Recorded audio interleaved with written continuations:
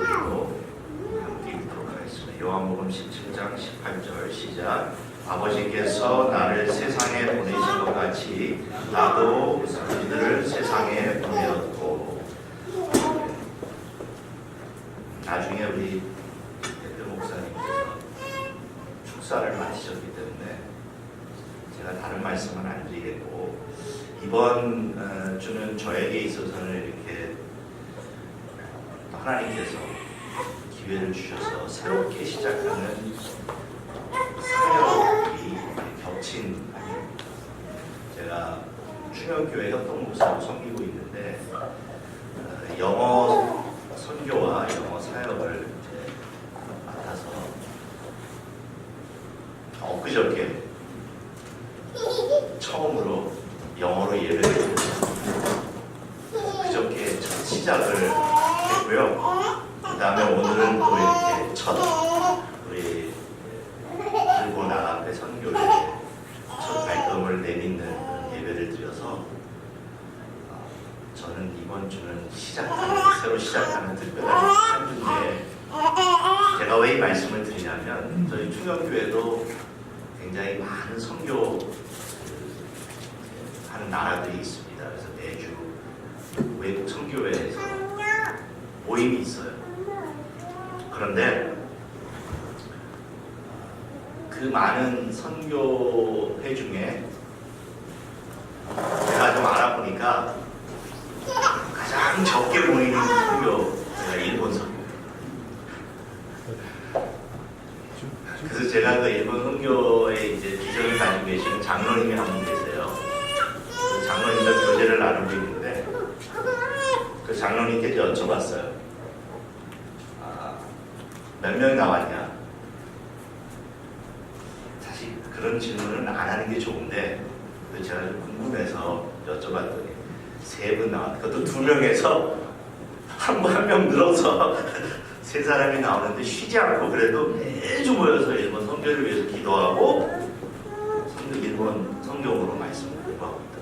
제가 굉장히 많은 도전을 받았습니다. 수천 명이 모이는 교회에서 사실. 근데 이제 영어 예배는 그동안에 오랫동안 충민교회 영어 사역이 없었거든요. 폐지가 되고 영어 예배가 없었는데 수년 만에 처음으로 영어 예배를 시작해서 저희가 준비해서 하는데 사실 몇 명이 올까? 우리 담당 장로님하고 몇 분이 이제 생각하면서 제가 이제 글쎄요, 한 30명 오지 않을까요? 그러더라고요. 제가 속으로 믿음이 없다. 그래도 적게 오더라도 좀 많이 기대를 하지. 50명 기대하면 어떻겠냐니까 장로님이 조금 걱정을 하시더라고요. 74명 왔어요. 첫 예배 때. 제가 의자를 50개 놓으라고 했는데 꽉 차가지고 영어 예배나 영어 사역에는 관심이 많아요. 우리 연습이신 분들 옛날 보던 영어 성경이 다 있어서 또 가지고 오셔가지고요. 이렇게 예배를 드렸습니다. 자, 그걸 보고 제가 오늘 보시다시피 여기 지금 입추의 여지가 없이 많은 분들이 오셨는데,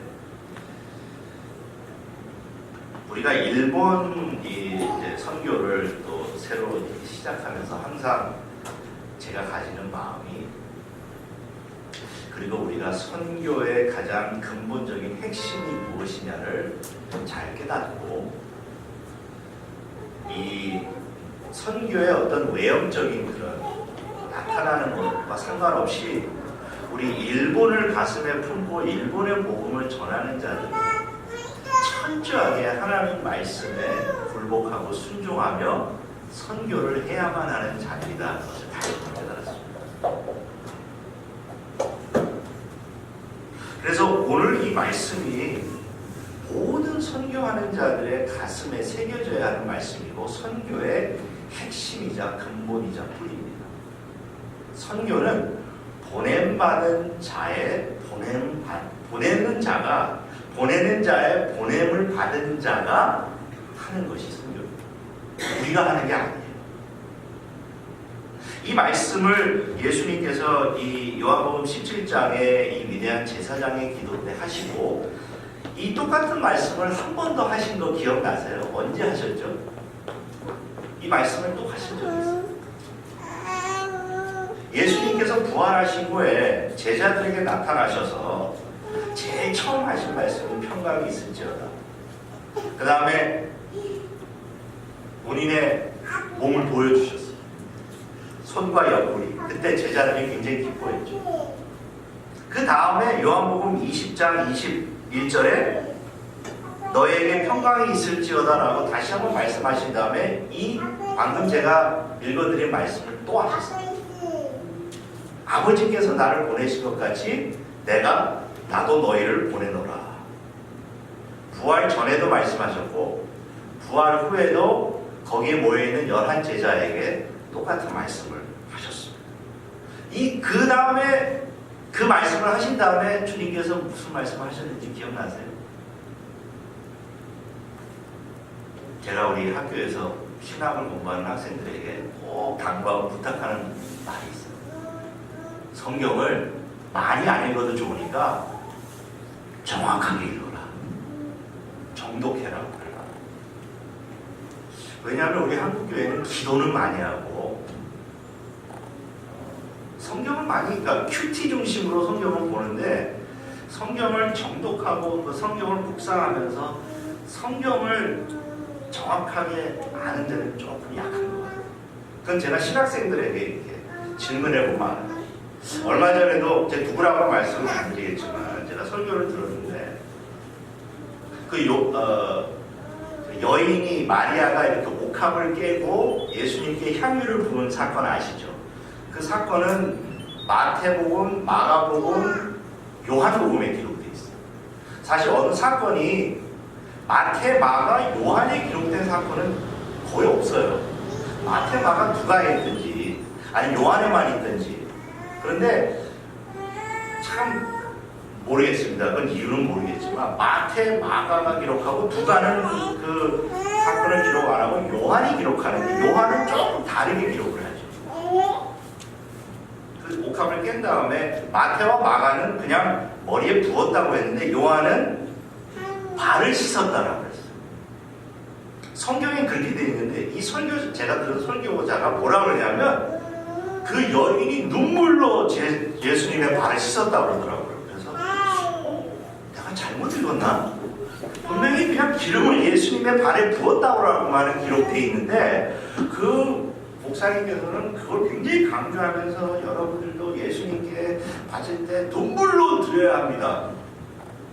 근데 저는 이 습관이라 한번 찾아봤어요. 눈물로 씻었다는 말은 없어요. 기름으로만 씻었다. 물론 눈물을 흘렸을 수도 있겠죠. 우리가 이 하나님의 말씀을 늘 가슴에 품고 말씀을 특히 주님께서 하신 말씀을 잘 들어야 돼요. 왜냐하면 그분이 우리를 보내셨기 때문에. 보내신 분의 말씀을 듣고 우리는 우리 말을 하는 게 아니고 그분의 말을 그대로 일본에 있는 아직도 주님을 모르는 자들에게 전해야 합니다. 자, 다시 이제 제가 질문을 했으니까 아버지께서 나를 보내신 것 같이 나도 너희를 보내노라. 그 말씀하신 다음에 예수님께서 숨을 내쉬며 성령을 받으라. 이 부분을 우리 장로교 교인들은 많이 놓치는 것 같아요. 순복음교회 성도님들은 이 말씀을 잘 알아요. 그렇죠?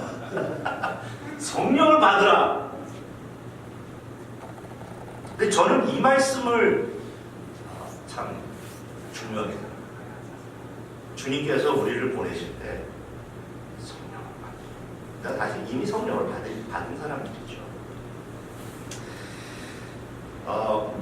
그래서 우리가 다시 한번 이렇게 하나님께서 우리에게 기회를 주셔서 새롭게 시작할 수 있는 이 시점에서 저는 우리를 보내신 자가 누구신가, 그래서 그 보내신 분의 뜻을 이루어드리는 우리 일본 아가페 선교회가 되기를 주님의 이름으로 축원합니다. 그럼 그분이 간략하게 보내신 분, 주님께서 우리를 보내실 때 그 주님이 어떤 분이시냐 세 가지로 한번 생각해 볼 수 있는데요. 첫째로 주님께서는 우리를 택하신, 하나님의 택하신. 골로새서 3장 12절에 보니까 너희는 하나님의 택하신 거룩하고 사랑하신 자라. God's chosen people. 에베소서 1장 4절에도 그런 말씀이 있죠. 그래서 우리가 하나님께 택하심을 받은 자로서 우리는 선교를 합니다. 하나님이 우리를 먼저 택해 주셨기 때문에 우리가 복음을 전하고 선교하는 것이죠. 두 번째로 우리는 주님의 부르심을 받은 자입니다. 주님께서 우리를 불러내셨다. 이 말씀은 우리가 잘 아는 베드로전서 2장 9절에 기록이 되어 있어요. 너희를 어두운 데서 불러내어 그의 기이한 빛에 들어가게 하셨다. 또 베드로후서 2장 10절에 더욱 힘써 너희 부르심과 택하심을 굳게 하라. 또 히브리서 3장 1절에도 함께 하늘의 부르심을 받은 형제들아. 우리가 보냄을 받았다고 했을 때 우리는 하나님께 부르심을 받은 자. 우리가 그걸 콜링이라고 그러죠. 콜링. 여기에 모인 우리 모든 성도들은 주님의 콜링, 부르심을 받은 자인 줄 믿습니다. 주님이 부르셨기 때문에 우리가 이 자리에 온 것이죠. 주님의 부르심에 우리가 응답하며 선교하는 것이죠. 그 주님의 부르심. 마지막으로 우리는 주님의 소유된 자. 방금 제가 말씀드렸던 베드로전서 2장 9절에 보면 그의 소유된 백성이니 소유되었다. 하나님의 소유된 자. 그러니까 하나님이 우리를 소유하고 계신다는 것을 우리는 늘 깨달아야 합니다. 그러니까 내가 이 선교회나 어떤 단체나 어떤 것을 소유하거나 사유화할 수가 없는 거예요.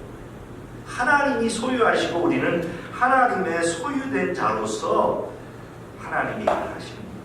디도서 2장 14절에 이 말씀이 잘 표현되어 있는데요.